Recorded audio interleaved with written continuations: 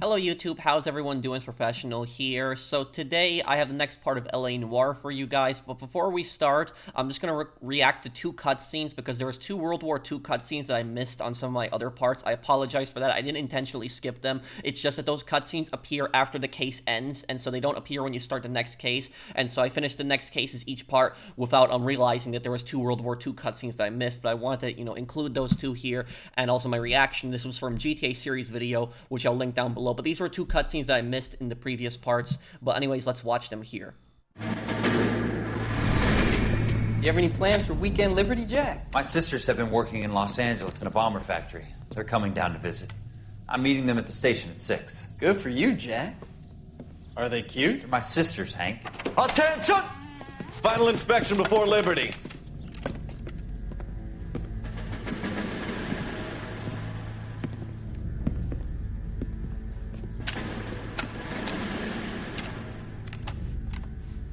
Good job, Kelso.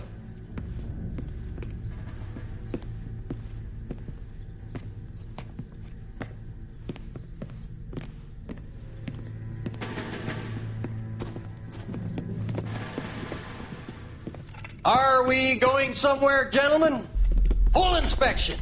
It had better be exceptional if any of you want liberty this weekend. Kelso, this carbine. The bore is dirty. No, it isn't. Are you arguing with me, Kelso? Do what you need to do, Sergeant. You know the bore's immaculate. Weekend liberty canceled. 2-day field drill. Clean this rifle. No. Do you know the penalty for insubordination, Kelso? Jack, don't do it. Forget him, Hank. He doesn't have what it takes. Are you two finished? Are you going to clean this rifle? No, Sergeant. Cole is right. I'm going to stop playing games and join a rifle company and fight the real enemy. So, let me just explain that right there is, if you notice, the first Marine officer that actually walked in looked at them on Garand and said that the Garand was fine. When the drill sergeant came in, he said that the Garand was not fine. It was dirty. Now, I don't know whether Cole had told that drill sergeant something, or that drill sergeant was backing up Cole, but the rifle was apparently clean. In the military, if you actually, if you talk back to a commander, if you do something, stupid that you're going to get punished for, you're not the only one that's going to get punished. The entire company is going to get punished. So there's basically collective punishment. So basically is if you do something stupid, especially during training, is everybody's going to get punished. Like weekend passes are going to get canceled, stuff like that. Maybe everybody's going to be assigned to cleaning, stuff like that. And that's basically gets your squad really pissed off at you. But in this case, I don't think there was really anything wrong with what Kelso said. He did talk back to the drill sergeant, but remember that Kelso, the reason that Kelso was going to officer school like Cole, because they were going to be an officer, and I think Cole was a lieutenant. I think that was his rank, correct me if I'm wrong, and Kelso was sick of that. He was sick of the bureaucracy. He was sick of just people just going to officer school and then becoming officers. He wanted to be a guy that basically works his way from the bottom to the top. He didn't want to be a guy that goes to a school and then becomes an officer. He wanted to just rise from the bottom, so he decided to enlist as a private instead of just finishing the officer school. That's basically the backstory behind that. He was originally in officer school, then he left because he was getting pissed off at all this bureaucracy and all this stuff, and so he decided to just enlist as a regular soldier instead of going to become an officer. This is the cutscene that I missed on the last part to the last one that I did.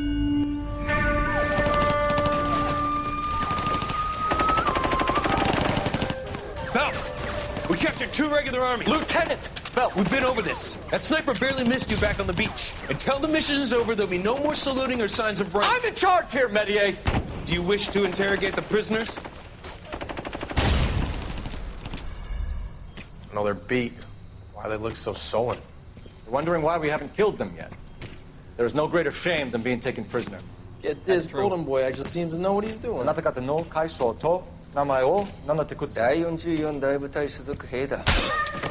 キスマ何様だと思ってるんだ。 See that, boys? He slapped that Jap right upside the head. It was merely to remind him of his place. His shame was the tone of voice that he used with a superior. I respect the Japanese, Corporal. Respect, we're here to kill the sons of bitches.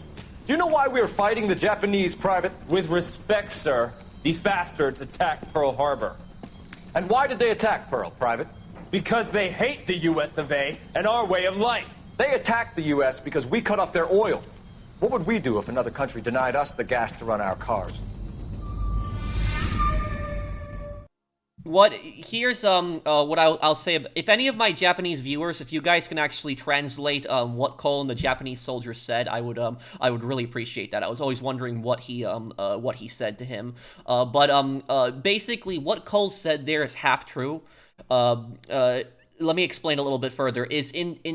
During World War II, Japan was a very different country back then than today. Japan today is one of the most peaceful countries in the world, but back then, if I was to compare Japan to any country back then, I would compare it to North Korea. That's basically what I would compare Japan to. The only difference between Japan and North Korea is that the Empire of Japan, their economy was a little bit more free. It was, free market. It was kind of controlled a little bit, but it was just much more free than what you had with North Korea, where it's very much a controlled economy. And the second difference is that the North Koreans are starving. The Japanese, for the most part, were not starving, not until near the end of the war. But in Japanese culture at that time, if you actually surrendered, that was, you were disgracing the emperor. They viewed the emperor as a god, and they believed that when you died, you would be basically united with nature.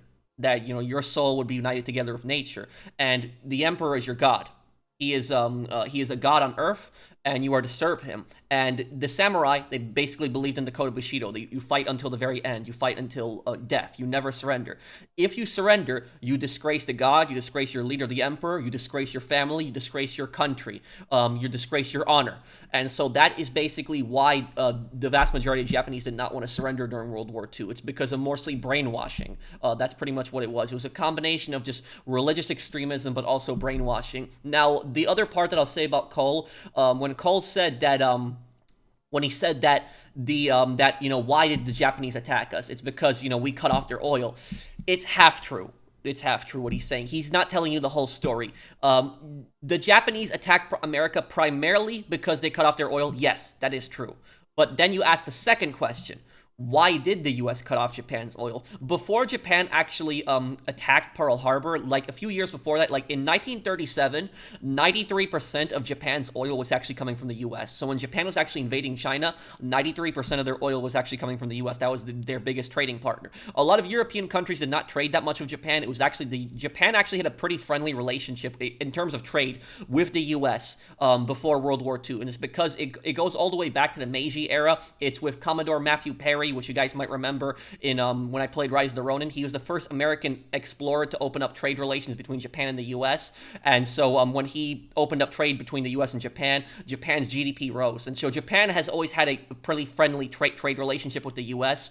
Before that. But during World War II, what happened is in 1937, this is 2 years before Germany invaded, Poland. What happened was Japan launched an invasion of China. There was actually two invasions. There was a 1933 invasion where they invaded Manchuria, and then they invaded in 1937. They invaded the rest of China and from Manchuria, and they used Manchuria as basically a foothold to invade the rest of China. And I don't remember exactly what the Japanese reasoning for it was. The Japanese had claimed that like China had like attacked one of their border posts or something like that, but it was a false flag attack. Japan basically faked the attack on their own border post. It was a cover up. It was a false flag operation just as an excuse to attack China. Now, when Japan attacked China, China had a pretty friendly relationship with the U.S. also. They had a big trading relationship, so it wasn't just the U.S. trading with China and Japan, but the U.S. was also, anyways, about it is when Japan actually went through China, they committed horrific war crimes, like really, really bad. And there was actually a lot of Americans that were in China on business. And in Nanjing, which I believe Nanjing at the time, Nanking, was the capital of China. Japan, when they took the city of Nanking, they committed one of the worst massacres in history. They murdered 200,000 civilians. We're talking civilians. These are not soldiers, mostly civilians. They murdered a lot of prisoners of war, a lot of soldiers too. But these were primarily civilians that they had targeted. Once they took the city, they murdered 200,000 civilians in 2 weeks. There was mass graves. They were burying people alive. There's even footage that you can see. It's really disturbing where they were burying people alive. They threw people into a mass grave and then they would just bayonet them. They were murdering kids as well. They even took Chinese women and they tied them all with rope and they basically used them as sex slaves. That is what the Japanese army did when they invaded China. And the Americans that were there, when they saw that, they got really pissed off about that, and they basically reported that back to the U.S. The U.S. media ran that. They showed the atrocities that the Japanese were committing in China. This enraged the public. The public got really mad, and then they pressured the U.S. government. It pressured the U.S. government. And FDR's election was coming up. I think, when was his election? I'm trying to remember what year it was. Was it 1937 or 1938? Because he had a few terms. How many terms did FDR have? He served from 1933 to 1945. So that is 3 terms. I think it was either 3 or 4 terms. But anyways, about it is FDR was pressured tremendously by the American public, and what ended up happening is the U.S. government told Japan, they told them that, stop this assault on China, stop, committing these horrific war crimes, stop mass murdering people. The Japanese refused. And so what the U.S. ended up doing is the U.S. ended up cutting off Japan's gas. Now Japan had no gas left for their military to use. They were running on reserves. They lost basically 93% of their gas that came from the U.S. What ended up happening is Japan was looking for further fuel sources, and so they were looking towards Southeast Asia. They were looking towards Indonesia, towards Malaysia, and Indonesia at that time was a Dutch colony, and so Japan knew that they were going to get into a war with the Dutch, and they were probably going to get into a war with the British, which the British had actually controlled Hong Kong at that time, and the British also controlled Singapore, which the Japanese wanted to seize. And so the Japanese decided to attack the U.S. at Pearl Harbor because they thought that the U.S. was going to interfere when the Japanese decided to attack the Southeast Asia. So they decided to attack. They ended up attacking Pearl Harbor. They thought that by doing so, they would knock out the U.S. fleet, and the U.S. would not be able to do anything for the rest of the war. They would just be, they would have to, seek terms. But the thing is, this worked against the Russians in the 1905 Russo-Japanese War, when the Japanese had basically sunk their fleet. But Russia was, did not have the industry, the industrial power that the United States did at that time. And so that's the Japanese heavily underestimated the Americans, and that's basically it. So what Cole is saying is half true. Yes, the Japanese attacked the U.S. because the U.S. had cut off their oil, but the reason that the U.S. had cut off their oil was because they were committing mass atrocities. They were committing mass murders. So the U.S. was very justified in cutting off their oil. The U.S. was right to do that.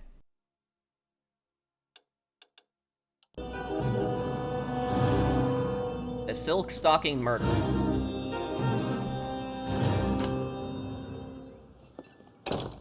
Ah, Phelps. I was just discussing with Finbar here how well you were doing. Have a seat. Yeah, it's my real name. And you can just forget all about it. You boys have a new case.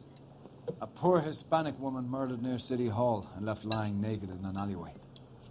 Another naked woman, sir? Yes. We seem to have had quite a run of them since the Dahlia fiend first struck. Phelps is politely trying to hint that he thinks the Mendez case is hokey. Well, young Phelps, you win some and you lose some in police work. You're happy with the Mueller case, sir? Over the moon, boys! The DA couldn't be more pleased with the evidence, the witness, and the lack of an alibi. Now, get out there and catch me another sinner.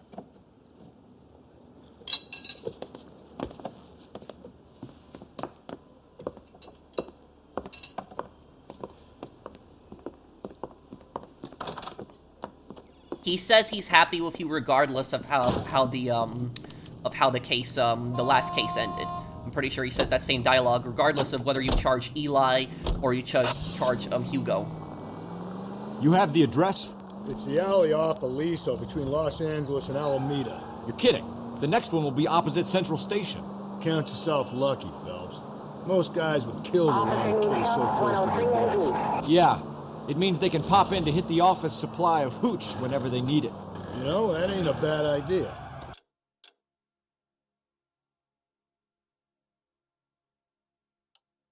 That is not a bad idea at all, Phelps. This officer needs help. Bank of America, 7th and Olive. Officer needs help. Bank of America, 7th and Olive. A 211 in progress and shots fired. Unit to handle code 3. Identify.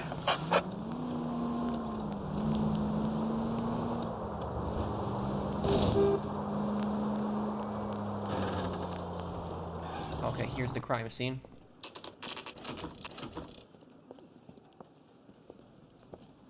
Detectives, they're ready to start the show. I'll take you through.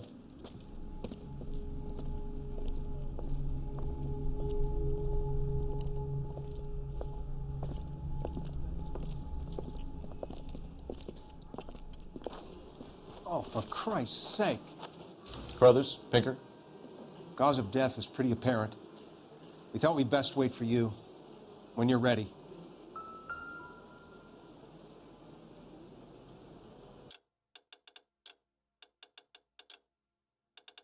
Music, turn it on.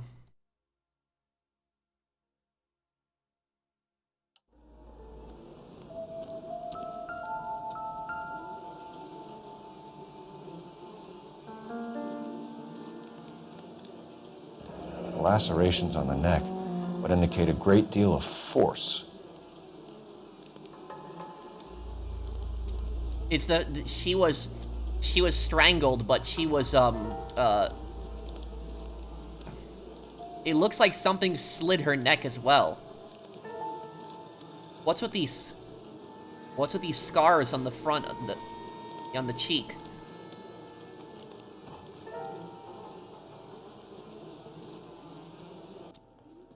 Kiss the blood, BD.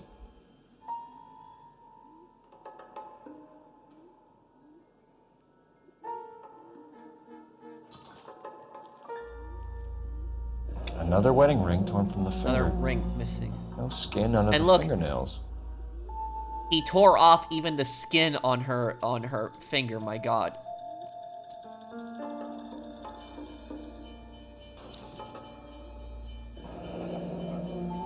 Only 21 years old. But why the library card? Did he want us to find it?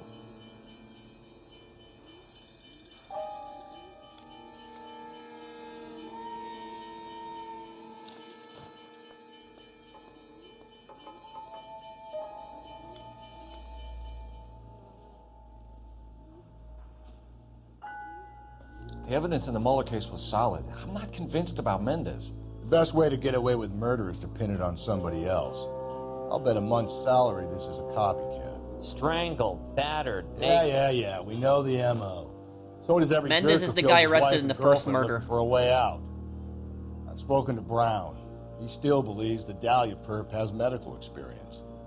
4 women, all murdered, all put on display, all with messages. Mueller had no message. Look, Phelps, this is getting us nowhere. Anything for us to go on, Mal? Head injuries from contact with road, bruising from a small man's shoe, further blunt force trauma to the occipital region at the base of the skull. Could have been fatal, but clear signs of strangulation would seem to rule it out. Lipstick appears to be a similar color to the other cases. I'll see if I can nail down a brand.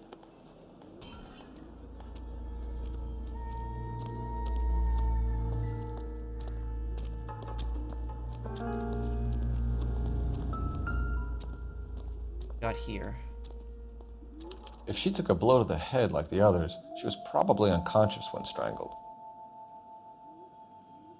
He strangled her with the stocking. Okay.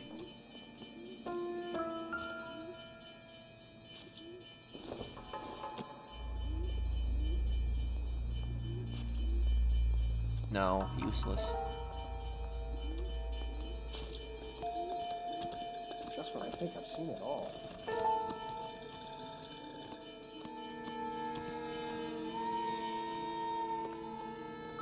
You always want to check, like, the garbage. Killers oftentimes throw away weapons really close.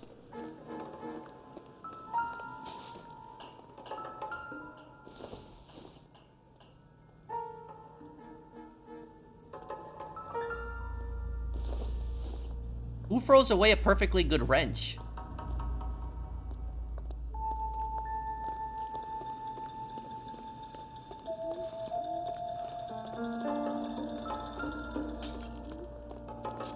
I remember there's a blood trail here. Another day, another dollar. Where is this going? May as well follow the trail.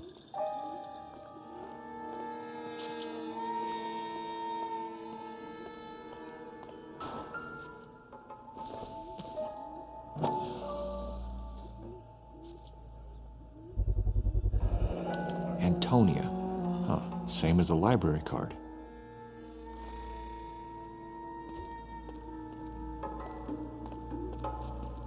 There's more blood. The killer left this trail on purpose, definitely. This is not This is not an accident. He left this on purpose.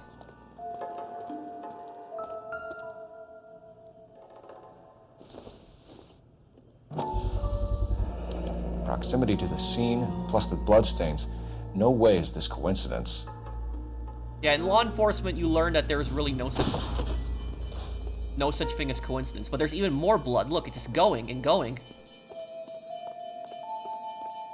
We kept the area pristine for you boys. Let's check it out. Okay.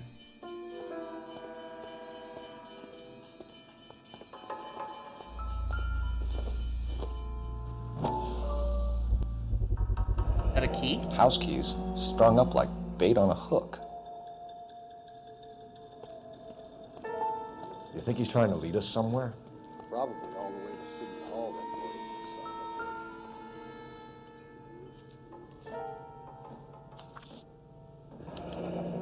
That's got to be a code or a cipher. Dot pattern? Hell is this?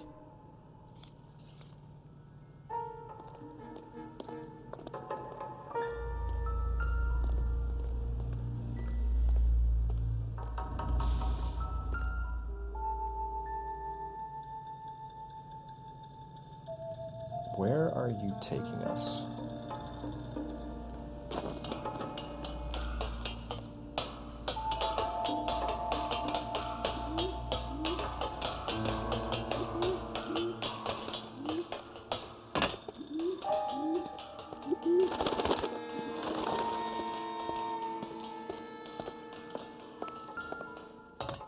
What do we got here? A letter? Empty. Where is all of this meant to be taking us? He clearly wants us to find these things. He's left them for us. There you go, Phelps. You got a new M.O. I told you it wasn't a guy. Or he might just be getting more confident.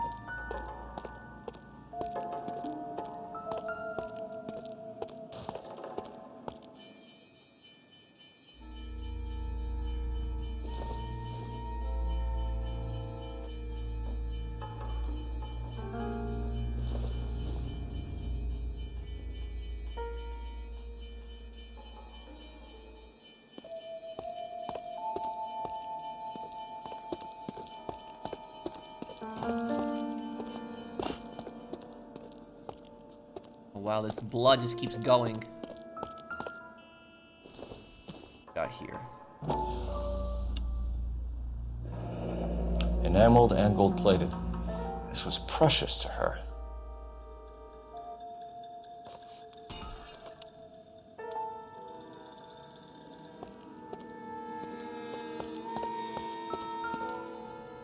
Man, where is this taking us? The trail points up.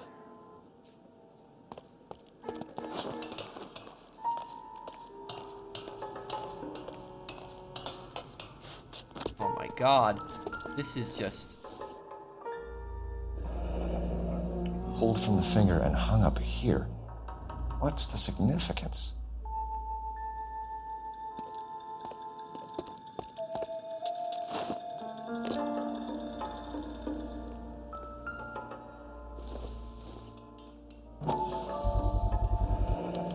Looks as though the killer was decorating with this. He was decorating with a paintbrush, my god. What is this?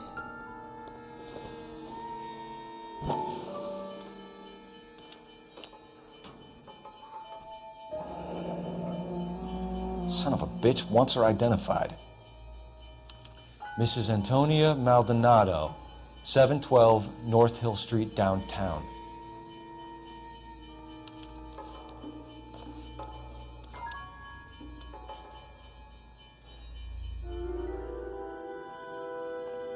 That's everything, yep.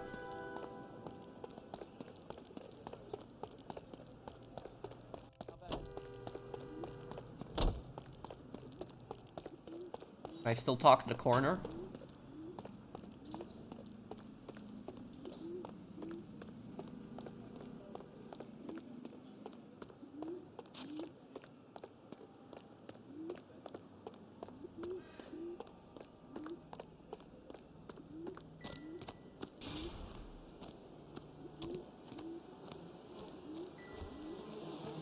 Find anything interesting?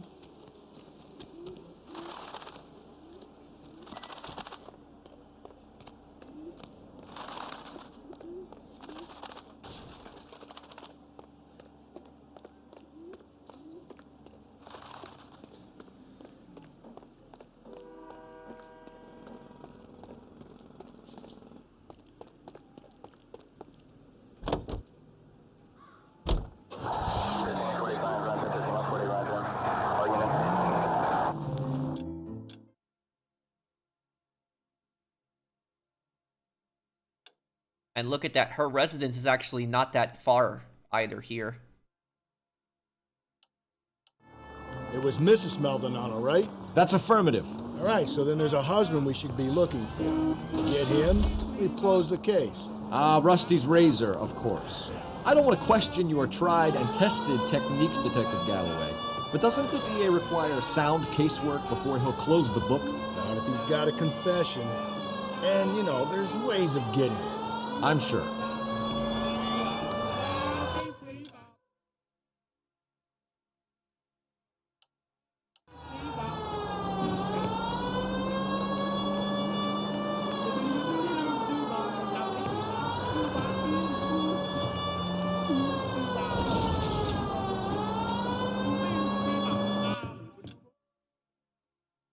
Okay. Almost there.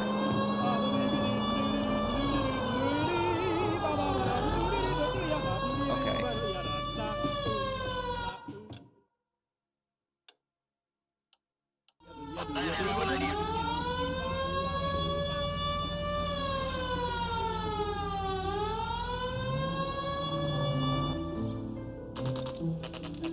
Antonia's residence. I remember this part. This part I do remember. The boarding house, yep. Rooms 35 cents. Beds 15 cents. Okay. And you don't remember that money back then was worth a lot more.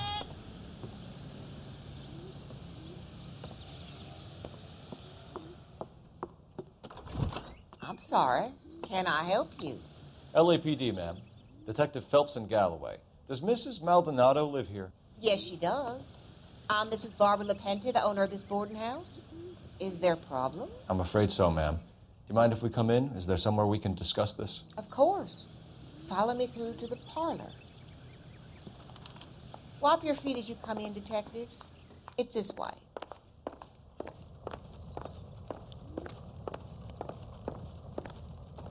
Mrs. Maldonado was found dead this morning. Dead? Oh, no. She can't be. I'm afraid she was murdered, ma'am. We need to take a look at her things. I can't believe it. A person seems so alive, and then they're gone. Antonia's room is upstairs, last door on the left. Thank you. We'll be back shortly. Excuse us a moment, ma'am. Hey, Cole, let's get moving.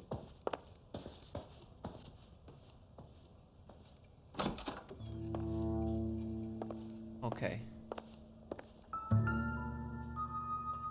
A smashed window explains why the place looks tossed. Yep. Somebody's been in here. Miss Maldonado. Okay.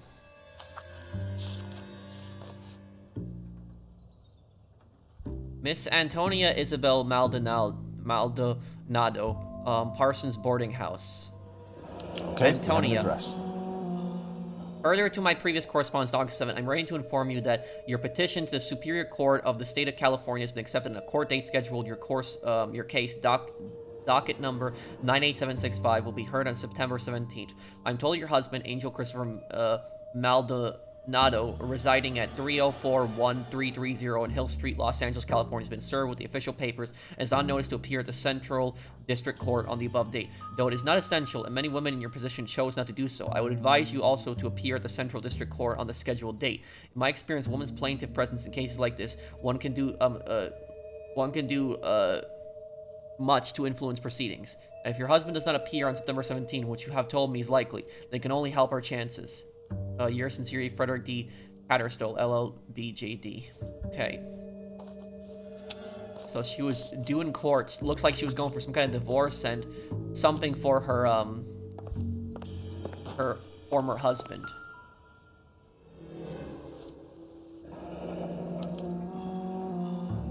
The charm bracelet wasn't among the crime scene evidence.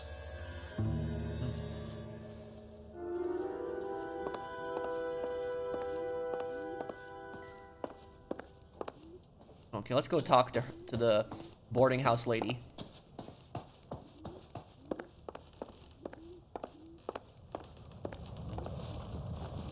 We have some questions, ma'am, if you're up to it. Yes, Detective. I'll do my best. Parsons boarding house owner proprietor. Possible suspects. Let's see, how is she looking?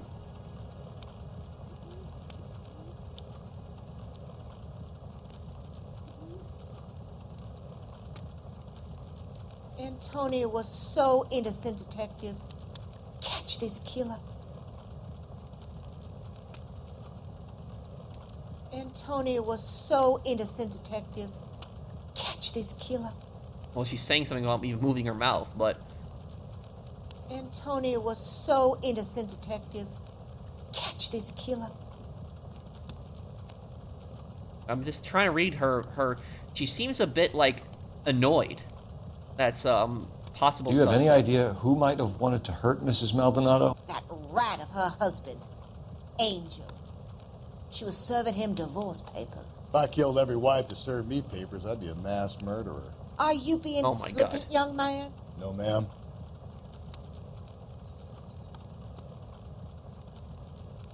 Okay, let's go good cop. I don't think there's really a reason that she would be lying on that. What can you tell us about Angel Maldonado? She married him when she was 17. He was cruel to her, very cruel. She was a good girl, little on the religious side, but a good girl.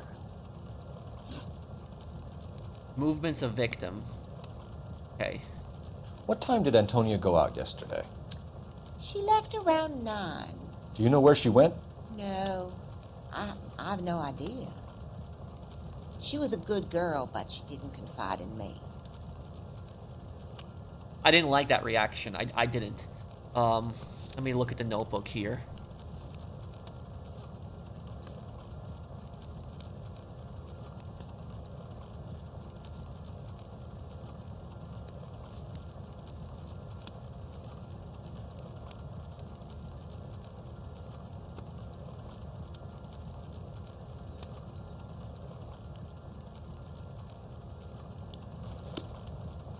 Let me look at her facial reaction one more time here. I want to see her face. What time did Antonia go out yesterday? She left around 9. Do you know where she went? No, I've no idea. She was a good girl, but she didn't confide in me. I don't like that answer. I'm gonna try bad cop. Let's see.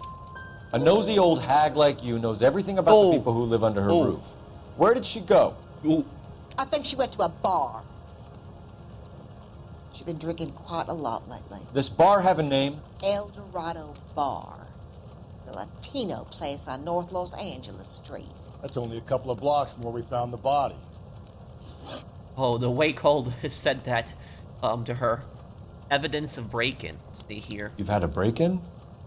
No. That can't be true. You're being economical with the truth, Mrs. Lepenti. What do you have to hide? I have no idea what you are talking about. Broken window. Antonia's rear window smashed in glass and damaged to the frame. The broken window, yeah. So Antonia lost her keys and used an iron bar to jimmy the back window? I heard a noise in the early hours of the morning. I thought it might be a raccoon at the milk bottles. It'd be very bad for business if this news got out.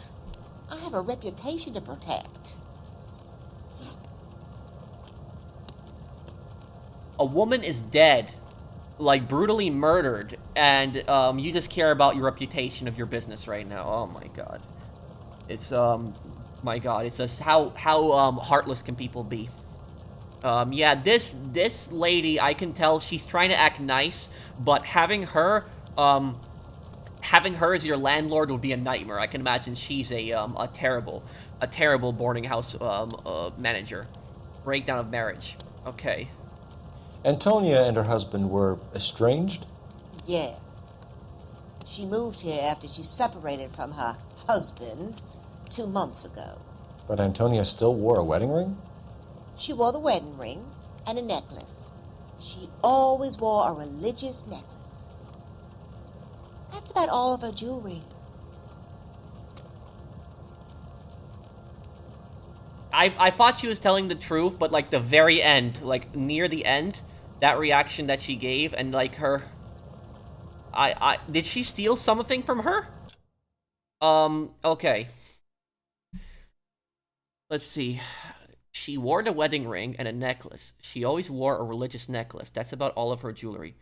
She wore the wedding ring and a necklace. She wore the wedding ring and a necklace.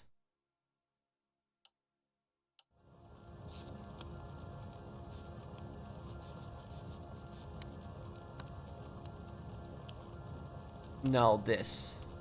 Charm bracelet photographer. What about her bracelet? I don't know anything about a bracelet.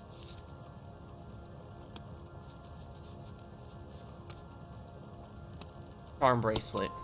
In her wedding photo, she's displaying a charm bracelet. That thing? She never wore it. He gave it to her. She always kept it in that wooden jewelry box.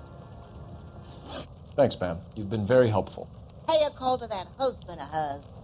Lock him up and throw away the key. We can either front Angel, seeing as the finger's pointing right at him, or we can check out the Eldorado bar.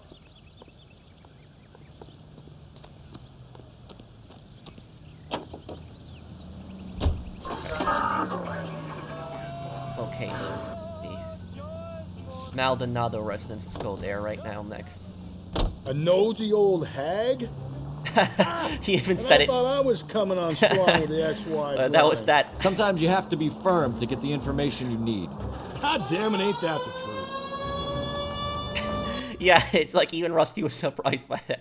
I was like, that just, I'll tell you, that just threw me off when Cole How said about we that. drop Nosy in old on the hag like you husband should know. instead? See if your gut is right. I'll take a bar over a husband every day of the week. Think there's anything to the divorce angle? I've been through 3 of those. No big deal. After a while, you just numb yourself to the experience. But Angel, he's a young Latino man. It would hurt his sense of who he is. He'd see himself as a failure. A woman taking control over his life? Then she fronts him with his snaps. Works for me. Makes Angel a killer as well as a piece of shit.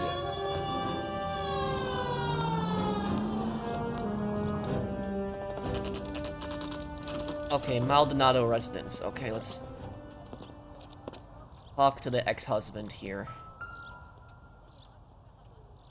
Maldonado.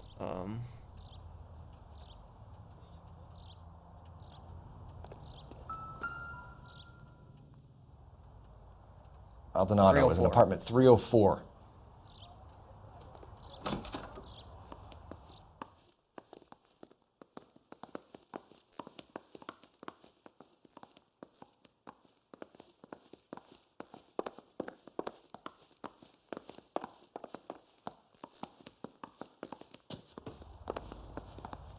Phelps, this could turn ugly. Forget about knocking. Let's take our boy by surprise.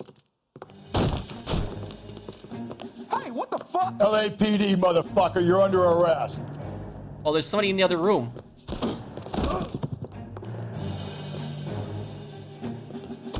I got 100 pounds of now look.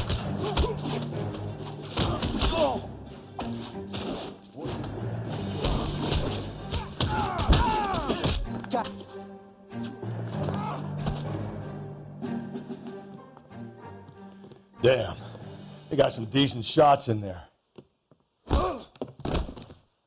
Cuff these sons of bitches, Phelps. LAPD, you two are under arrest. Call for some backup, Finbar. Finbar. Galloway, badge number 564. I need a prowl car at the apartment building 330 North Hill Street. 2 suspects need transporting to Central. Your wife has been murdered, Angel. Antonia? Oh, God, no! Where were you last night, Angel? I was here with my brother the whole night, goddammit! That's not a good alibi. That's not... he seems sincere in what he said, but that's not a good alibi. I was here with my brother. Your brother's going to cover for you. And talk to the neighbors. Also, here's another thing I'll say about this. What Rusty did there was very much illegal. That was, you know, that would not fly today at all. You don't have, you need probable cause in order to, you know, force your way into somebody's house or apartment, and there was no probable cause. He was just a suspect in the murder. There was no proof that he was dangerous. There was no proof that he was directly the killer. He was just a suspect. He was just a person of interest.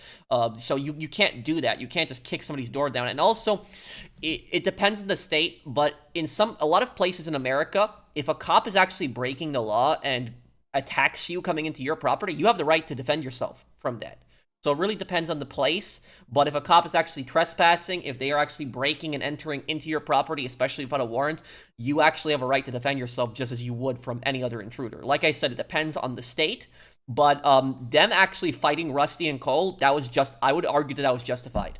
Because he just kicked down his door, he pointed a gun in his face, you know, there was no warrant, nothing. I think they were justified in defending themselves. So I think that Cole and Rusty in this case were actually in the wrong.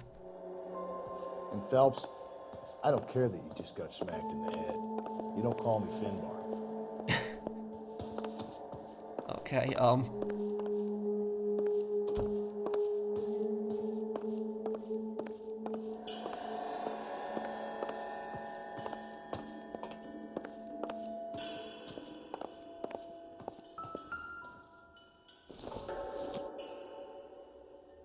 I don't think so.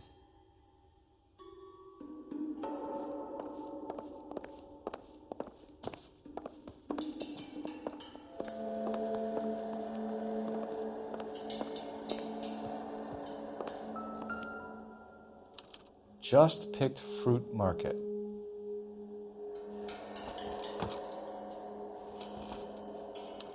I wonder if Angel gets all his groceries from this place. yeah. You know what? This is probably stolen. This is, you have, like, the thing about this is, that crate is stuff that's used to unpack in stores. That's not crates that they would typically sell. You know, they would just unpack that and throw away the crate. So the fact that he has the crate leads me to believe that's probably stolen. El Dorado Bar, again, to this place. I don't like this bar already.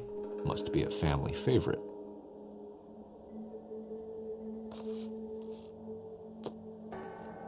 Okay, what else do we got here?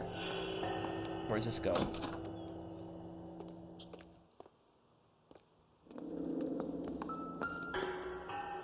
Oh, this will take some explaining. This is looking really bad right now.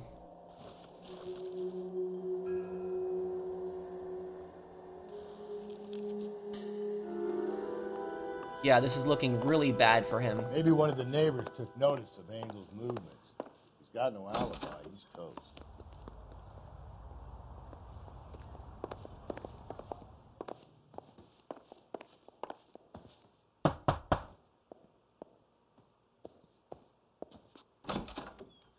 What do you want? LAPD. We're making some inquiries. Make it quick. I work nights. So you weren't home last night? No, I was at work. You know nothing about Mrs. Maldonado fighting with her husband? Those two? They're always screaming the place down. Thanks.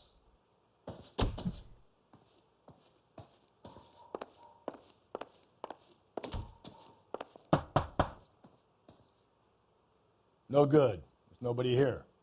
Also, here's what I'll say is that almost everybody on this planet has a nosy neighbor. almost everybody. Like, it's like, you might not think that one of your neighbors is nosy, they might act friendly with you, but they might spy on you too. It's like almost every street has like one person that's, you know, nosy. It's like there are people that are obviously more nosy than other people, but it's just so common that it's almost every street has basically somebody that's nosy.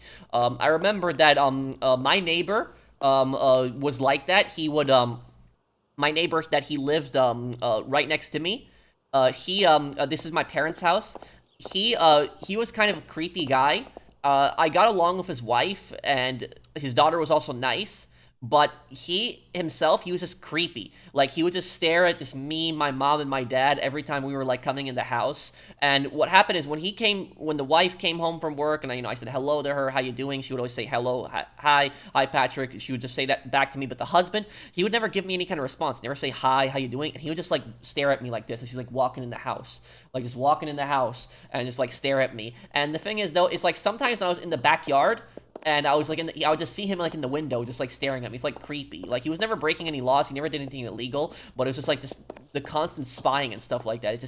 It's not necessarily illegal what he's doing, but I would just say it's just weird. Oh, what the hell? Sorry about that. I'm playing with my kids. LAPD, were you here last night? Yeah. My wife and I are separated, and I had the kids last night. I put them to bed early and went to bed myself. Thanks.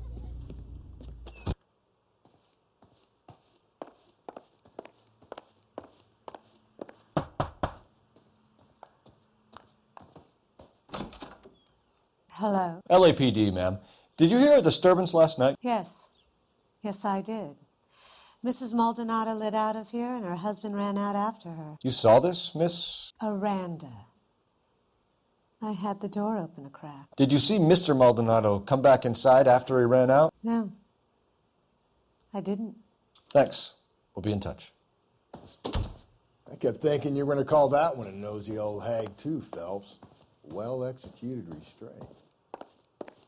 I'm executing restraint right now, Finbar. Oh, man. The hired help at the El Dorado might have seen the broad the night she died. Maybe the regulars, too. We should check it out.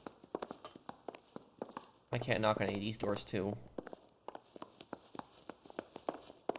The husband has no alibi right now. It's bad.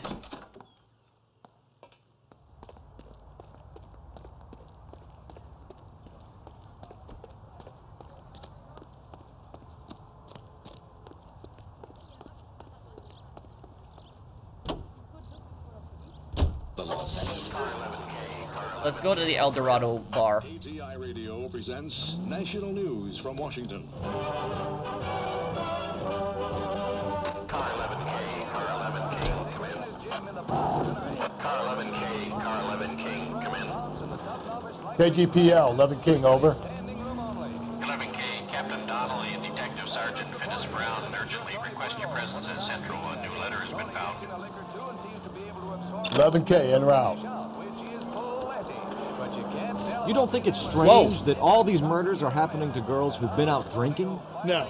A broad drinks, she gets a bit tight, she starts mouthing off. This leads to that, and she ends up in an alleyway. It's a sad story, but this town's seen it play out 1,000 times, Cole. Why don't you want to see a connection here?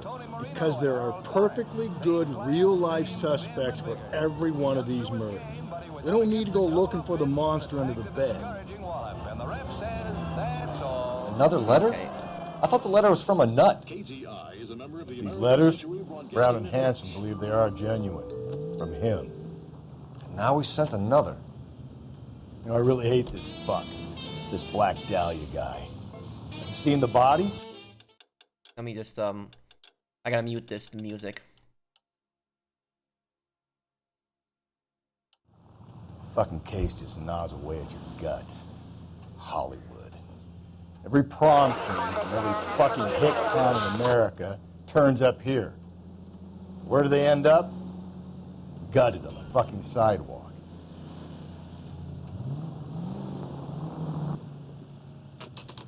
El Dorado bar.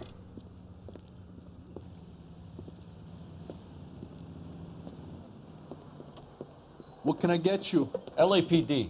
Detectives Phelps and Galloway. Diego Aguilar. How can I help? You worked the bar last night? Yeah, me and a temp guy from the agency. Did you have a woman in here last night? 21 years old, Hispanic, drinking heavily? We have a lot of ladies like that in here. But yeah, I know who you mean. Antonia Maldonado. So what did she do? She was murdered last night. Oh, shit. Do you know her well? Was she a regular? Hell no. She was good and tight last night, complaining about her old man. It's a story you get used to working in a bar. She was so hammered last night, she left a letter on the bar. I'll show you.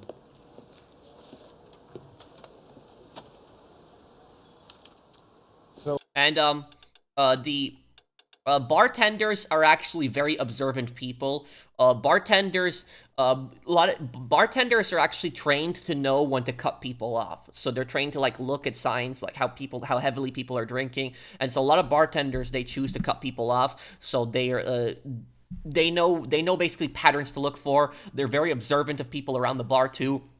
Bartenders also need to be ready to defend the bar in case, somebody becomes aggressive, or even if they have to call the police. So bartenders are very observant people. They're going to look all over the place. And also bartenders get bored. And so, who doesn't get bored while they're at work? And so, when somebody comes to you and they're telling you like these crazy stories, you're going to listen to that because you're bored and you got nothing else to do. So bartenders are very good listeners because they typically are bored at their jobs. They don't have much to do. And so face it, most of us were a bartender and people were telling us stories. We probably would listen to it because we're bored. How's your tuna fish salad?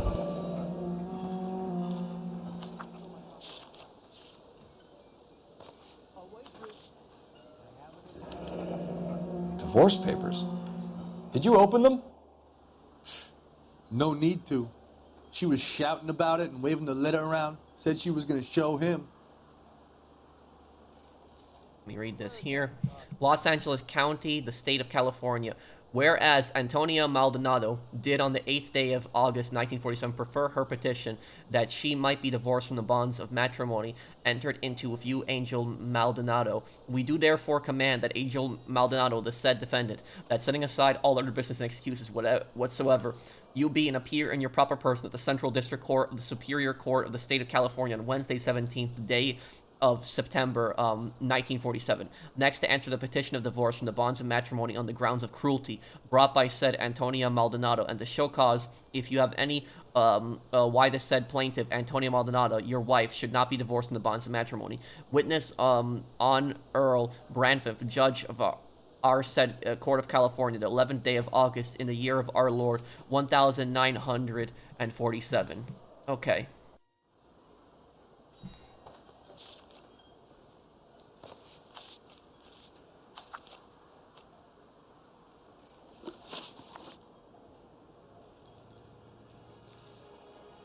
Okay, missing jewelry. Let's see how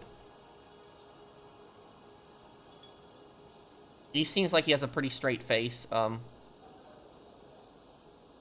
waiting for someone? Doesn't seem like he's hiding something.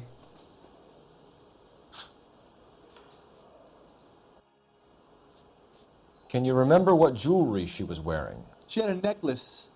Some kind of religious thing, I think. The temp guy would have more of an idea. She took the beer he served her and cried into it all night. What time did she leave? Can't say for sure.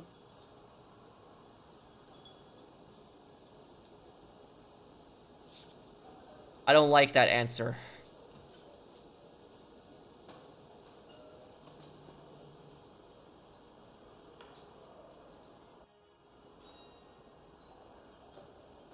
He might have taken her jewelry. You waiting for someone?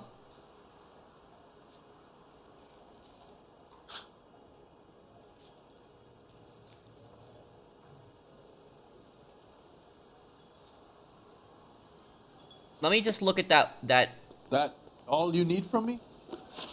I want to hear that one more time here. Can you remember what jewelry she was wearing? She had a necklace. Some kind of religious thing, I think. The temp guy would have more of an idea. She took the beer he served her and cried into it all night. What time did she leave? Can't say for sure. I'm going bad cop. Where did she go? Give me something, Yep. or the LAPD will start getting interested in this place. Take it easy. She wanted a cab, okay? And my phone was out of order. The closest one I knew was at the fruit market across the street, so I suggested she try there. She seemed reluctant. Also, if you're wondering, like, I know a lot of you guys are probably wondering in the comments, like, why do some of these people withhold information if they have nothing to do with it? This actually happens in real life. It's not necessarily that people are just withholding information. It's just they just don't think that information is relevant. When it's or they don't care. That's it. They don't think the information is relevant, or they don't care. And honestly, it's frustrating. And the only way to get information out of people sometimes is to talk just like Cole. Like, don't threaten them, but be like aggressive with them and be like, tell me what the hell is going on right now. Like, you know, usually when you raise your voice like that, people, you know, they get freaked out, and they might be bored, zoning out, and then they just they full attention on you right at that point. So yeah, people can be very annoying. Like, when detectives deal with this crap in real life all the time, it's like people just are not telling them the full story, and it gets really annoying. I can't imagine the frustrations some detectives deal with dealing with people withholding information like that. Movements of victim. Did Antonia say where she was going when she left? She said she was going to serve the papers on the husband. Said that would take the smile off his face. If you ask me, she was scared, and the drink was for Dutch courage. I don't think that he was lying. She said she was going to serve the papers, and the husband said that would take the smile off his face. If you ask me, she was scared, and the drink was for Dutch courage. Good cop. She attract any interest? Got it. An extremely drunk young woman? What do you think? She managed to scare them off, though. Thanks. You've been a big help. No problem. Hey, get the guy, will you? We'll do our best. One last question. What size shoe do you take, Mr. Aguilar? A broad 9. I have wide feet. So, how's your tuna fish salad? Where's that goddamn? You want a tip? Refill my coffee next time, honey. You ought to meet Joe's buddy. He's nice. Really.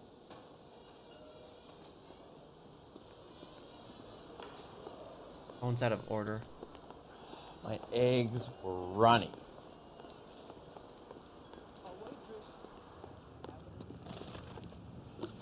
See here, locations.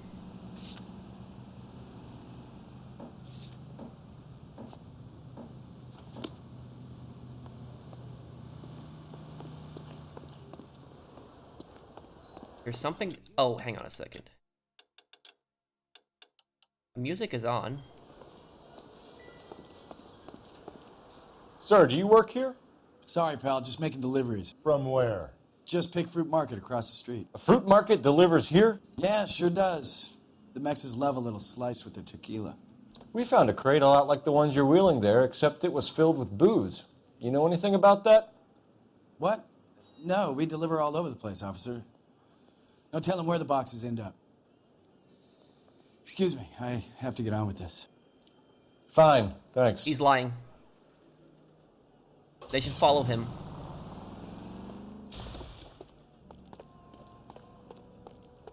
I would follow that guy.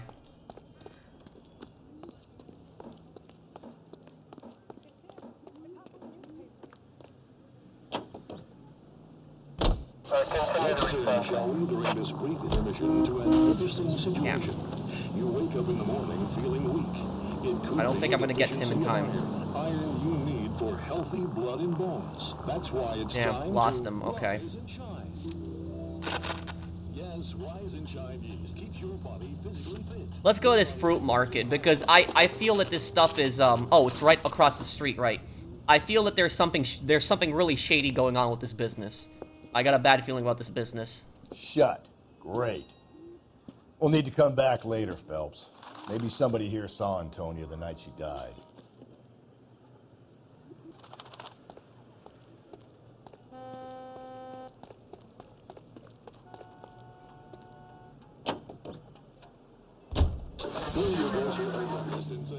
Rise and shine, please. We now return you to regular programming.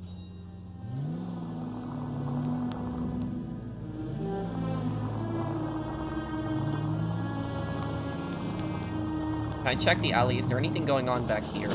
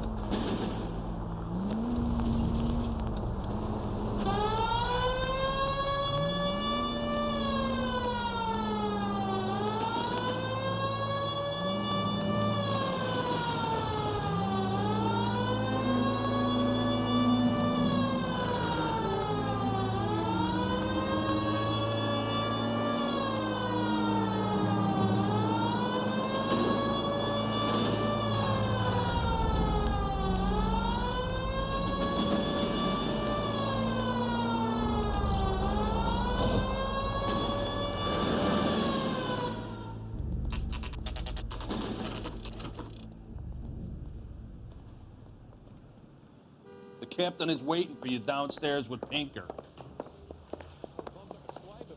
Put him down with my saddle. They're waiting down at Tech Services, Phelps. Tech Services.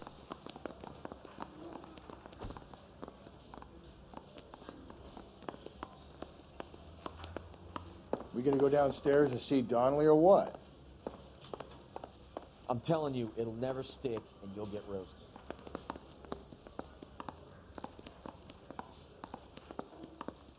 Oh, here we go. A nice boy, putting all those hoodlums in jail.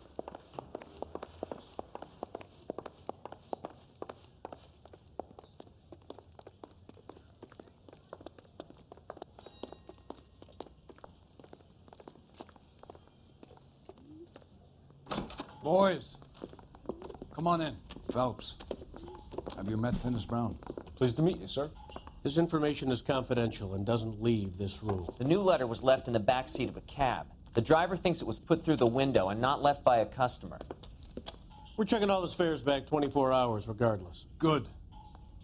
Like the previous letters, it's been assembled from headlines and type from the Times and Examiner, then glued to an envelope. What is the other note? This one? That's also new. A poem, hand-typed. Do you mind if I take a look? Go ahead. We've been over both documents pretty carefully. They've been wiped with gasoline, so there's no chance of prints.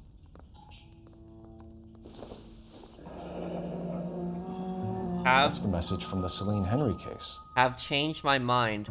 You would not give a square deal. FUBD text.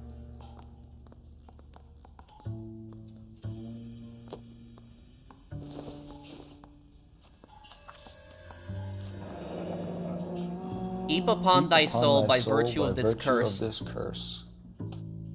Our deeds then be thou damned, beholding good, both infinite as is the universe, and thou, and thy self-torturing solitude, an awful image of calm power, though now thou sittest, let the hour come, when thou must appear to that which thou art internally, and after many a false and fruitless crime, scorn track thy lagging fall through boundless space. That's why we called you in. Do you think it's original? Not unless he's a genius. You like this nutjob's poem? No, I like Shelley. It was written at least 100 years ago. Shelley? Sure, I knew that. You see, Finis? I told you this lad was a bright boy. Sure, but what has it got to do with the case? Prometheus Unbound. Prometheus was a titan, a superhuman character who defied the gods to bring fire to humanity. The Dahlia guy believes he's Superman. Your guess is as good as mine. One thing for sure is that he's educated. What about the link to the Henry case? He could have got the wording from the papers. As you said, he is fiendishly clever and takes pleasure in taunting us. What's happening with the Maldonado case? We have the husband in custody. We haven't interviewed him yet. Well, upstairs then, lads, and see if we can break him. Interview Angel. Okay.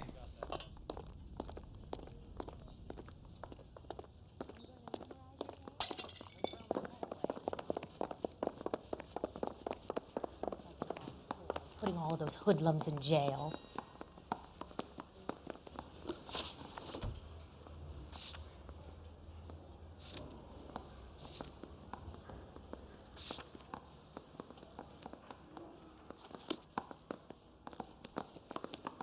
I want to check the fruit market right now. You mind coming here and doing your job for a second?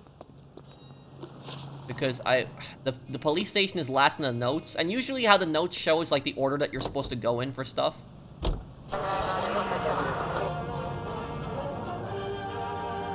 Polish girls arrive at Montreal, Canada in a post-war labor experiment by a Canadian industrialist. The girls are part of a group of 100 who will work in a rayon mill at Saint-Georges-de-Beauce, where they will receive the Dominion's minimum wage of $12 a week. The displaced girls, brought from Frankfurt, will be taught the rayon spinning process and are under contract for 2 years, during which time they'll be lodged in a convent school. Here they will pay $6.50 of their wages for board and lodging. They at least are no longer among Europe's wanderers. On the reverse side, the steamship Ratnik waits in Montreal to repatriate 500 Yugoslavs who prefer to try life under Tito. they're not leaving empty-handed. Among them, they have pooled $1 million for the purchase of some rather exclusive commodities. Whether or not life in the Western Hemisphere has been congenial, it is certain that their toil has been rewarded. So these people return to a native land changed by war and ideology.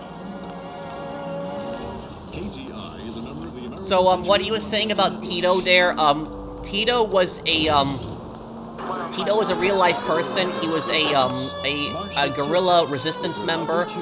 He fought for Yugoslavia's independence against the Nazis during World War II. And here's the thing about Tito. Let me just mute the music here. I think that Tito's nationality was Croatian. Correct me if I'm wrong on that. But he considered himself Yugoslavian. If you asked him, he would just say I'm Yugoslavian. But anyways, about Tito, you can make the argument that Tito was the most successful resistance leader during World War II. Like, Tito's partisans were like the most effective partisans during World War II, and they were so good that they managed to kick the Nazis out of Yugoslavia without any very little to no foreign intervention. So, like, most other countries during World War II, they were liberated when other countries came in. Like, you know, the Soviet Union, the US, for example, but the Soviets ended up creating their own puppet states later. But the point that I'm getting at is that the Nazis were pushed out of a lot of these countries when other armies came in and pushed them out. But the Yugoslavians, on the other hand, they liberated themselves from the Nazis. They had the most elite resistance fighters during World War II, and they did so much damage to the Nazis pulled out on their own. They couldn't take the fighting the partisans. The partisans in Yugoslavia, they had a whole tunnel network. And Tito was the leader of that. Tito became the dictator of Yugoslavia after World War II. He established a communist dictatorship in Yugoslavia. But about Tito, what I'll say about him is he's a very controversial figure today. Is some people like him, some people consider him, you know, a really horrible person. Some people see him as like kind of like in the middle. I think that Tito did do some good things for Yugoslavia, but he also did horrible things. I think he did more bad things than good things. Ultimately, he's not nearly as bad as Stalin. Like, Stalin is much worse than him. But his communist regime, he ended up building these island prisons where he ended up putting away political opponents, a lot of people that were against him.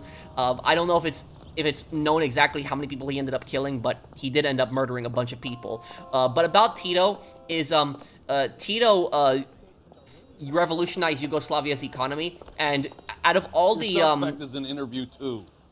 Out of all the communist countries in the world, Yugoslavia, I would say, had the highest living standards out of all the communist countries in the world. If I had to choose a communist country, I hate communism, don't get me wrong, but if I had to choose a communist country to live in, I'd rather live in Yugoslavia.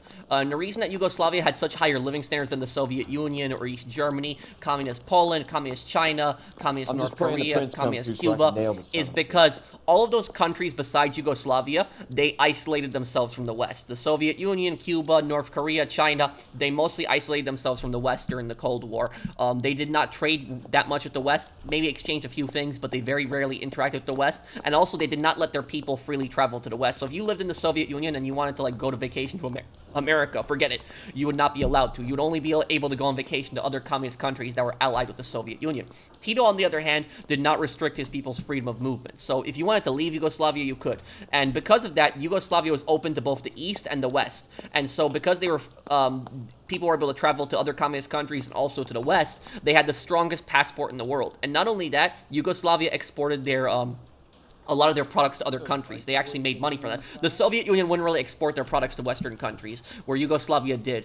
Yugoslavia, their most successful export, I would say, is the Yugo car. You might remember that. Now, about the Yugo is the Yugo was not a great car, but it was an affordable car. Anybody could own a Yugo, regardless of your income. So it was the most affordable car out there, and that was their most successful, export. And the Yugoslavia made a lot of money from that. Also, Yugoslavia hated the Soviet Union.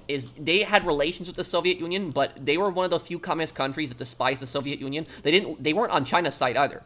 So they weren't on China's side and they weren't on the Soviet Union side. They were just more neutral. And Stalin actually got pissed about that. Stalin wanted Tito to basically be his puppet. And Stalin actually tried to have Tito assassinated multiple times and replaced with a communist puppet that would be loyal to Stalin.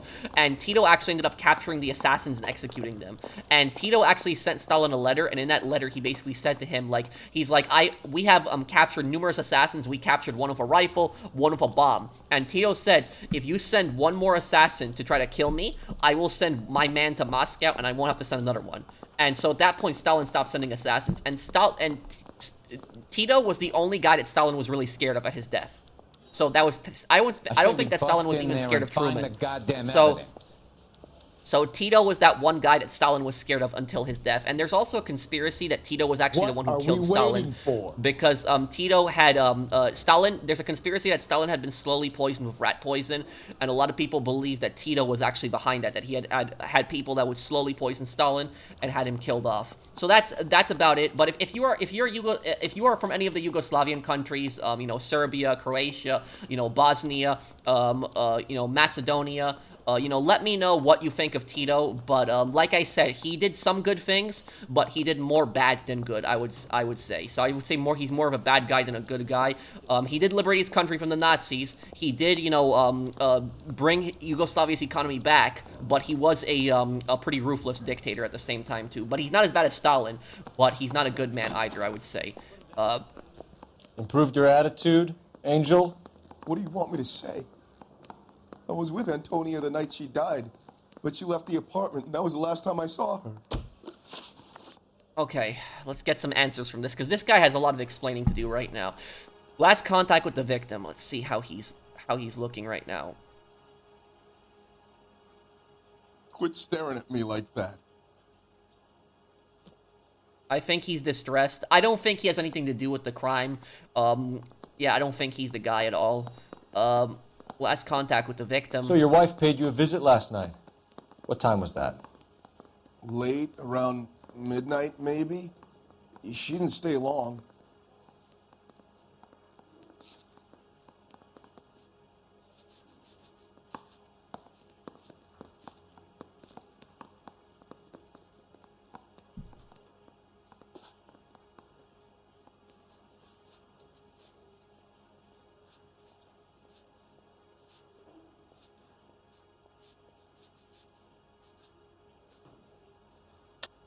Let me see what You're lying, Angel. You went after her.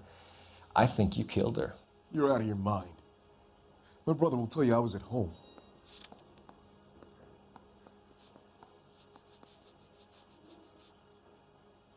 Neighbor Miss Aranda testifies to Angel pursuing Antonia from the apartment building. I mean, this is good right here, I would say. This is the right one.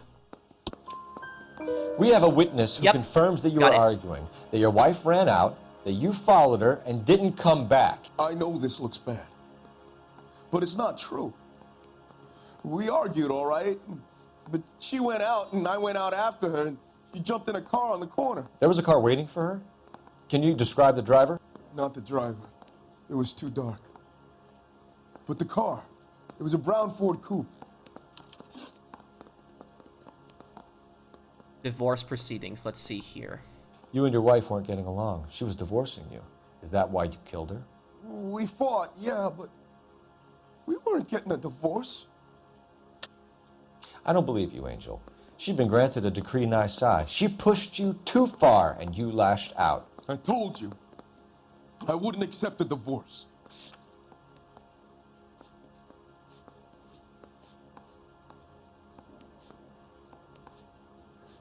Divorce papers.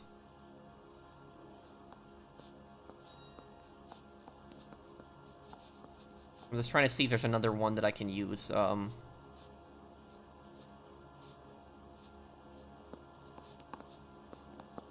Divorce papers. The judge had set a date. You were going to be paraded in front of the whole city for your cruelty to her, Angel. Antonia. Oh, Jesus. She came in drunk, out of her mind. She doesn't normally drink. She was looking around in her bag. Said she wanted to serve me papers. Me, her own husband. So I slapped her down. She ran out. That's the truth. What size shoe do you wear, Angel? Size 8.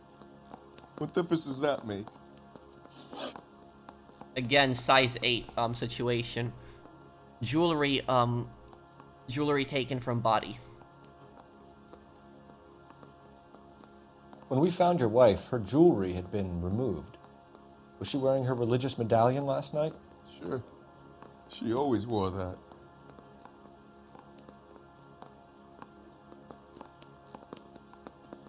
Okay. I don't think there's really any reason for him to lie. Let's go good cop. What about the charm bracelet? Was she wearing that? You know about that? She never wore it. She didn't like the message. She kept it locked up in that box of hers. Bloodstained shirt found. Let's see, this guy's got some explaining to do. Your wife has been brutally murdered. So how do you explain your shirt being covered in blood? You found that? I cut myself shaving.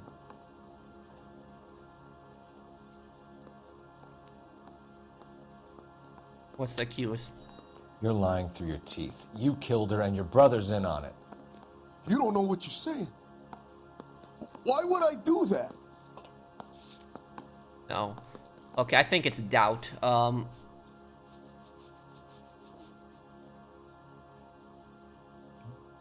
don't ask, you never find out. I want to see that... Hang on. Your wife has been brutally murdered. So how do you explain your shirt being covered in blood? You found that? I cut myself shaving. Nope, it's bad cop. I'm confident it's bad cop. Angel, I'm not going to waste any more time on this. Give me something or I'm going to have you charged. My brother, Ippolito. He said some bad things about Antonia last night. So I had to sock him one. We got into it. Keep talking. She said she came from the El Dorado bar. And? It's not one of my places. We used to buy fruit at the market down the street. But the creep there was always running his eyes all over my wife. What's the name of this fruit market? Just picked fruit. Ord Street downtown. One last question, Angel. Do the words kiss the blood mean anything to you? No. Sounds sick to me. You're not in the clear by any means, Angel. You're going back into a cell. You should think about whether you have anything else you need to share with us.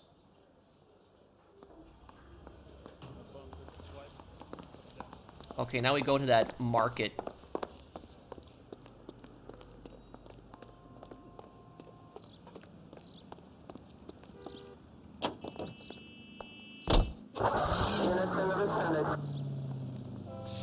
I want to find out what's going on at this market. What's your read on Maldonado? I still like him for it. Seriously, that line about the guy at the fruit market making eyes at his woman? Please. Now, we'll get to the market and the guy behind the counter will tell us he saw Angel drag his old lady off into the night. This case will be shut like all the others.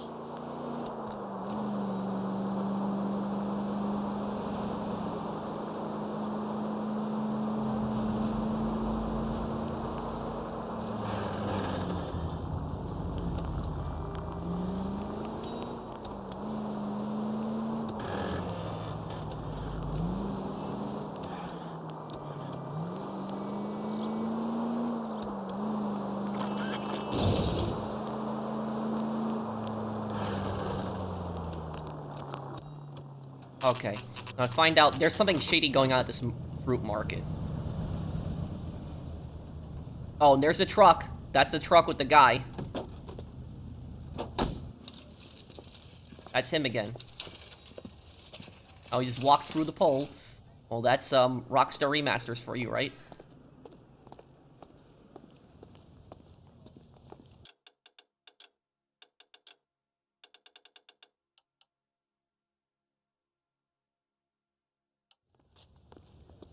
Are you working Friday night? We should go out afterwards.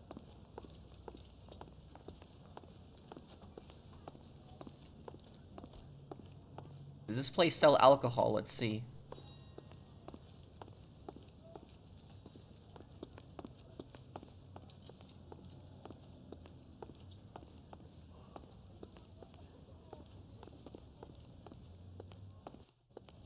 This is a pretty big building for not that much, you know, you'd think they'd have more shelves. More stuff they'd be selling. Can I open this? No. Okay. Something's not right here. Sir, Wait, you look familiar. Hey, from the bar, right? What brings you here? LAPD, Detective Phelps and Galloway. Clem Feeney. What can I do for you? Did you happen to see a young woman last night? 21 years old, Hispanic? Sure, she came by last night. Why do you ask? Let's pick fruit market owner and proprietor. Let's look at this guy.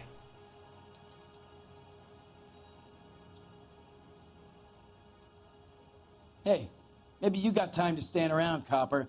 I don't. Oh, okay. I already don't like that. I don't like that. This guy's a criminal.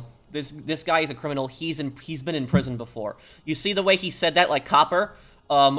People don't really use that term anymore, but when that term was used back in the day, copper, usually it was criminals that said that. So I'm confident this guy has spent time inside or been part of some gang or something. He's involved in something. Distinctive necklace. She was wearing a necklace? I didn't notice. You weren't paying attention, Feeney? Hey, you're getting the wrong idea.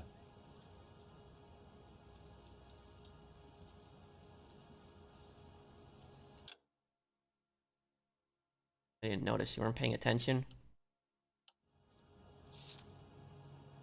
Here.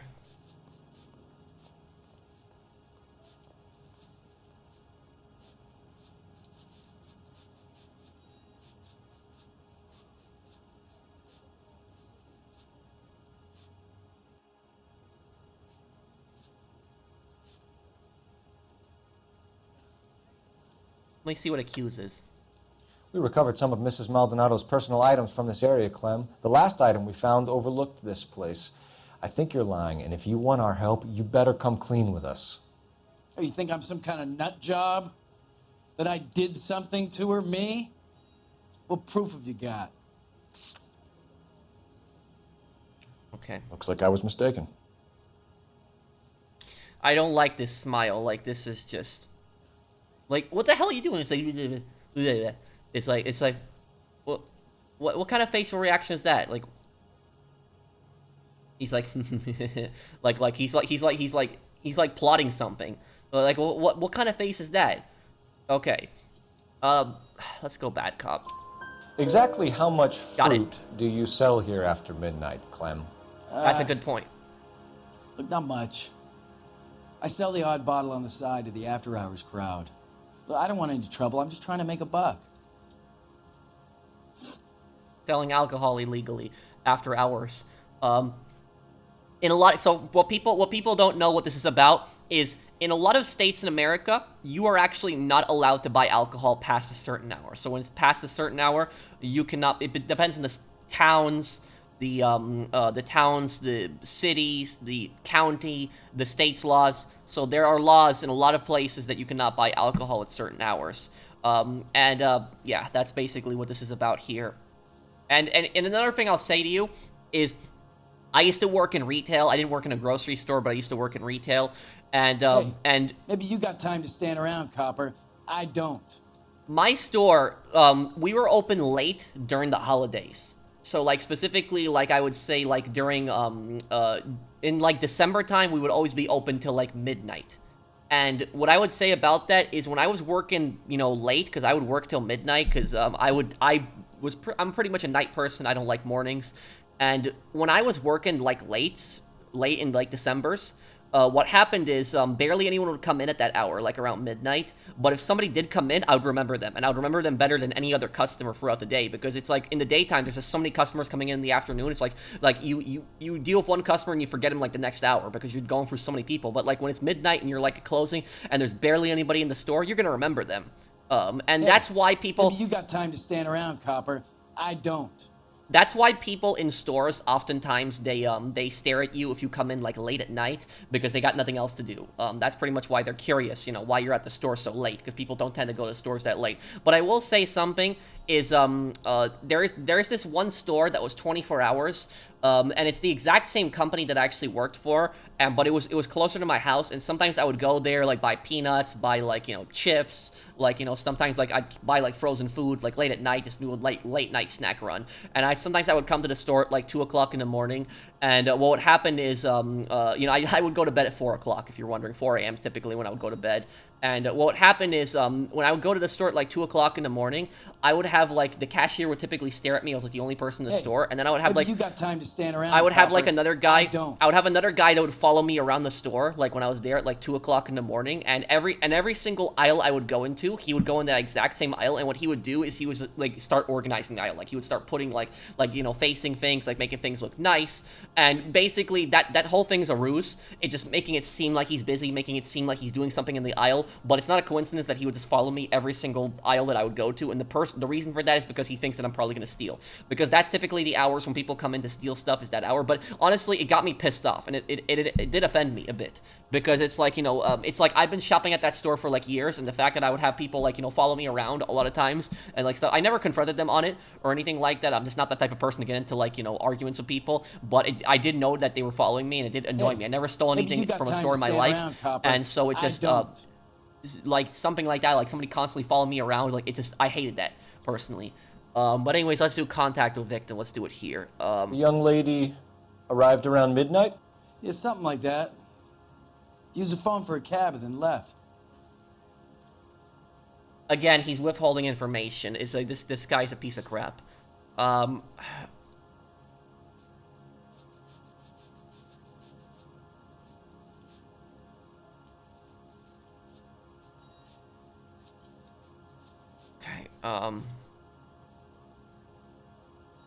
Okay, let me... Okay, I'll go then if we're done. Contact with victim. The young lady arrived around midnight? Yeah, something like that. Used the phone for a cab and then left.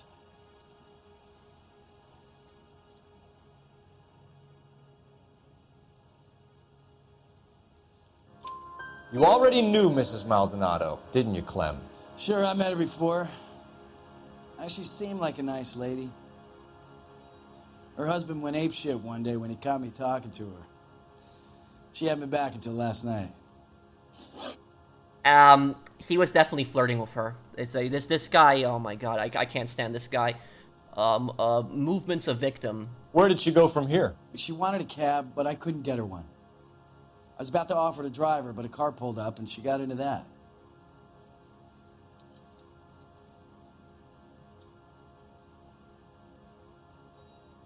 I think he's telling the truth here. Let me see, good cop. Can you describe the car? Brown Ford Coupe, I think. Yep. She seemed to know the guy. Got it right.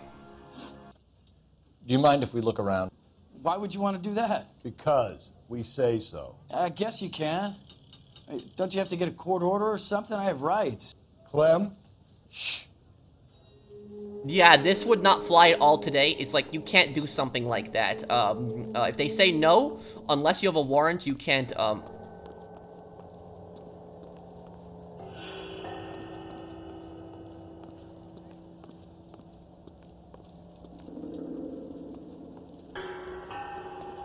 he is hiding something about this place. Wow, look at what we got here. No wonder he stays open late at night. People have to get their vitamins. Check through this stuff before we get back out there.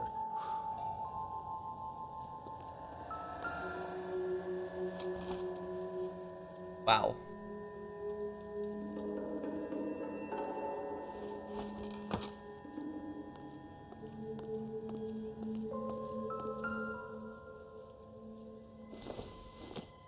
What do we have here? Why cut someone who was already dead? This is looking really bad for you right now, Clem. Once the stiff is dead, the creep usually feels they can do whatever they like. He's got some explaining to do. Must have seen it during the war.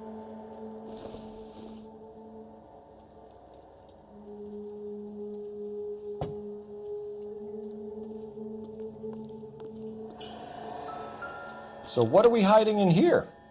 This thing needs a combination. Wait a second. Wait.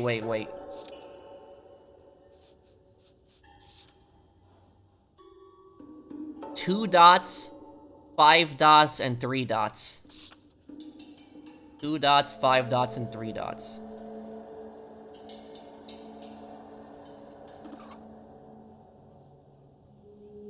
Okay. 2 dots.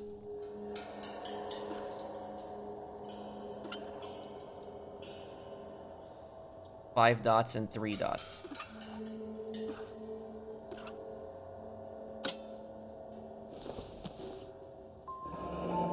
Oh, this is looking really bad for you, buddy. Wives submit to your husbands as to the Lord. I or the husband is the head of the wife, as Christ is the head of the church, his body of which he is the Savior.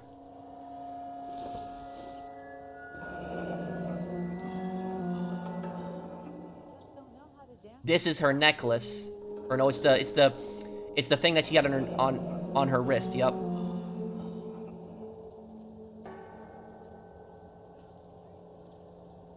This fruit skull punk gets about 10 seconds to explain before I pull his fucking arms off. Clem!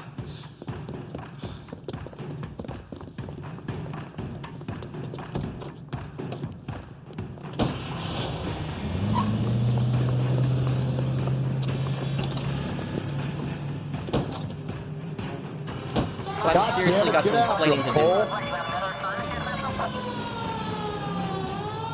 I'll try to shoot out his tires. Wish me luck.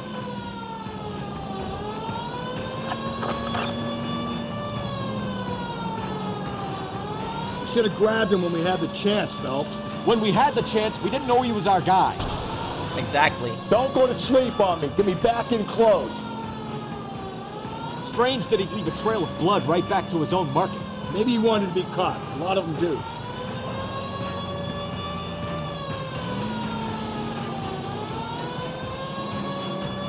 It's almost too perfect, isn't it? There's no such thing as too perfect. Hit him! Clean this asshole off the road. I'll try to shoot out his tires. Wish me luck. There you go, nice. Hit him, Cole. Spit him out.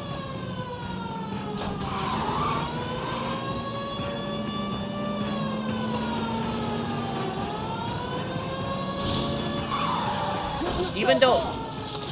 Oh my god, the woman! Oh, what? How did you just survive that? Okay, we don't need a lawsuit here right now, okay?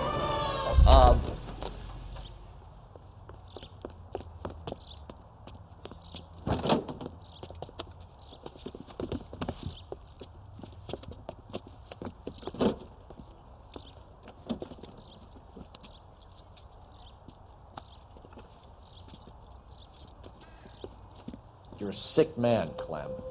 You need help.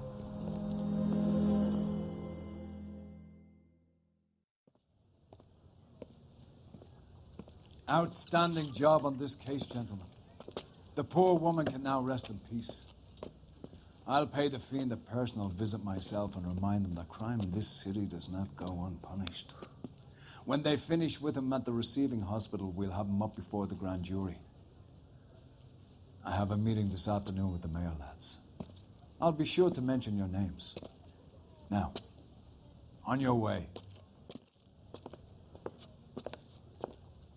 So it doesn't seem like you get a choice whether you want to choose, well, of course. Whether you want to press charges on the husband or the guy from the market. Perfect score. I got it. Nice.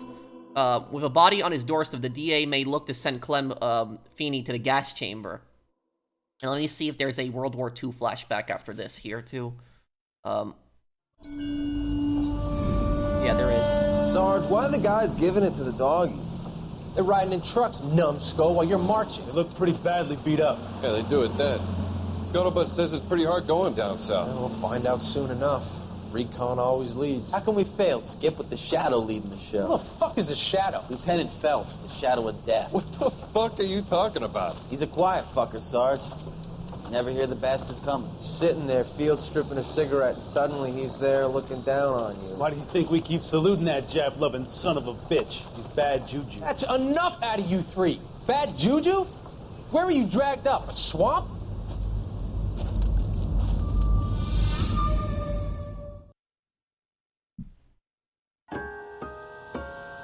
Also, what I'll say there at the end is that's really bad that his company hates him, because here's the thing is, a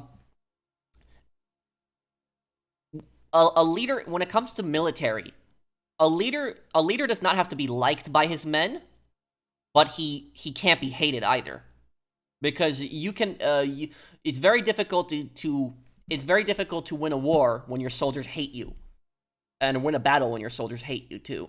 So soldiers don't have to like their officer, but they should respect their officer. And the fact that Cole is in the wrong there. Cole is just a really bad military officer, and you can see that a lot of his own soldiers are just talking behind his back too. So you're gonna see more of Cole's like commanding, but that's basically what I say is, you know, soldiers don't have to like their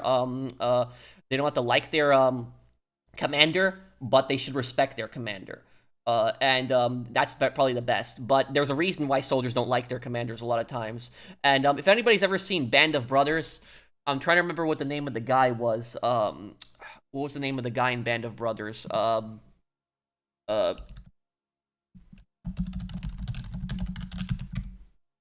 Sobel, that was his name. I saw the show a long time. Sobel, the commander in Band of Brothers, he was, I think he was captain. Yeah, it was Captain Sobel. Captain Sobel was a real-life captain. He was hated by a lot of his men because he went too hard on his men. Like, I understand training, but just the way that he went about training his men, it was more like punishment. That's the way that he went about it. And he was efficient when it came to doing training too. So he did toughen those guys up. He did get credit for that, but he was terrible at actually leading. He was a bad leader. And if he ended up losing Easy Company as a paratrooper company that he was supposed to command. He ended up losing it, but if he actually went into France with Easy Company, he could have died. And the plane that he was supposed to be on, I think, got shot down anyways. So he probably would have gotten Easy Company killed. Though a lot of Easy Company later, they did say that his training did save their lives, but when it came to actual, he might have been good at training, but when it came to actual combat, he would not have been experienced. He would have made a lot of mistakes and gotten a lot of guys killed. That's why Winters was there to replace him. Winters was a better guy to lead the men. The men had Winters. The men didn't all necessarily like Winters, though a lot of them did, but they respected him. So he was the best guy to lead. But that is pretty much it for this part, guys. I hope you guys like my commentary. I know I do a lot of commentary in between these parts. I hope that you guys like it. But I'll have the next part for you guys as soon as I can. Thank you guys for watching. I'll see you guys on the next one. Take care, everyone. Have a wonderful day, guys.